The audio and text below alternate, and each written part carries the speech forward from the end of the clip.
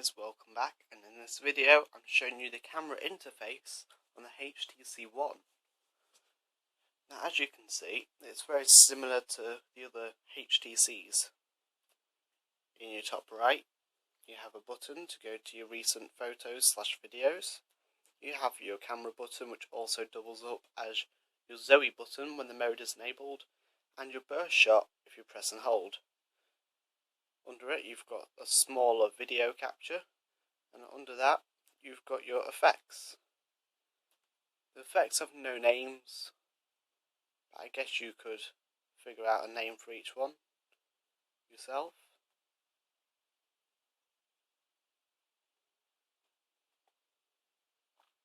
On some of them you can adjust the settings, the brightness, the colour.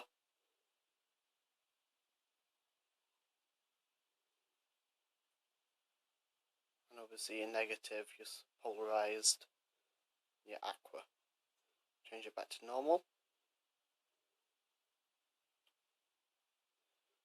Just in front of these icons you have your zoom. Now this is a 4 megapixel ultra camera, or ultra pixel camera, which lets in 300% more light, HTC claim.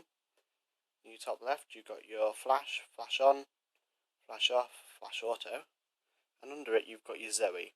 As soon as you click Zoe, it comes up at the bottom showing you, and just by clicking the camera button you can see you're recording a Zoe by the red line. This is a 3-second photo.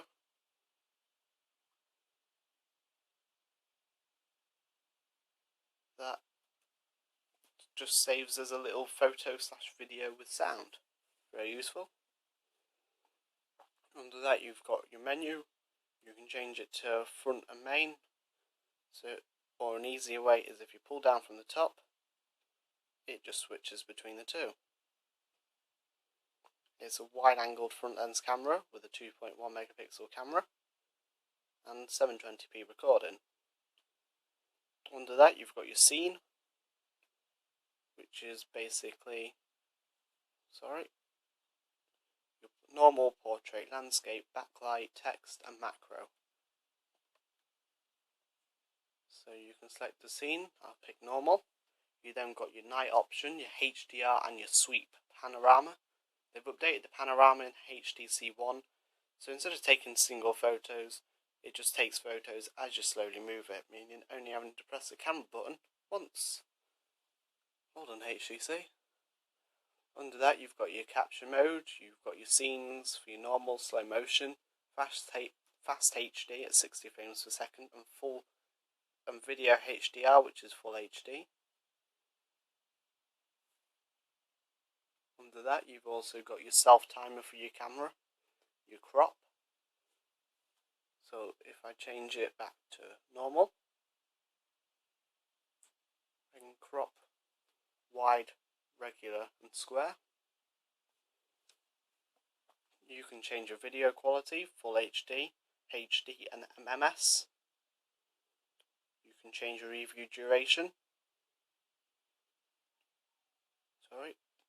No review, 5 seconds, 10 seconds and no limit. You got your image adjustments for exposure, contrast, saturation and sharpness. Under that you've got your ISO. There's your options. You've got your white balance. There's the options. You've got your continuous shooting. Here is where you press and hold the camera button and it continuous shoots photos. You can obviously turn it on and off, limit it to 20 frames. Don't recommend that. And auto review, which I recommend. You've got your camera options for face detection, auto smile capture. So when you're taking a picture of a group of people, it won't take the picture until they're all smiling. Very useful, and it doesn't count for cheeky smiles either. And you can geotag photos to see where you took them later on. You've got your shutter option, touch to capture, so touch anywhere on the screen to capture while focusing in that area, and your shutter sound. You've got lock focus in video. Now this is new. I've got a HTC One X, last year's flagship HTC, and this doesn't have this feature, so I'd love to see this feature on my phone instead of the focus moving around all the time while trying to take a picture or video. I mean, you've got your grid, you've got auto upload, Dropbox, Facebook, anywhere, and obviously you can reset all the options. So here I'll just show you your burst mode. Pressing and holding, and it's taking lots of different photos.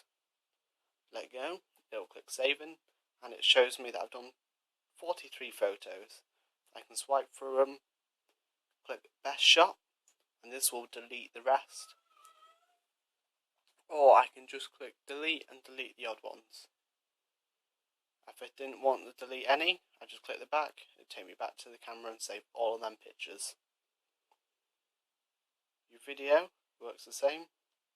As soon as you touch it, it starts on recording with a time. You can take photos while you record as well, just by touching the camera button, and you can also zoom in and focus if you haven't got your option to lock focus in video. To stop recording, you just press the record button, saves the video, and goes back to camera.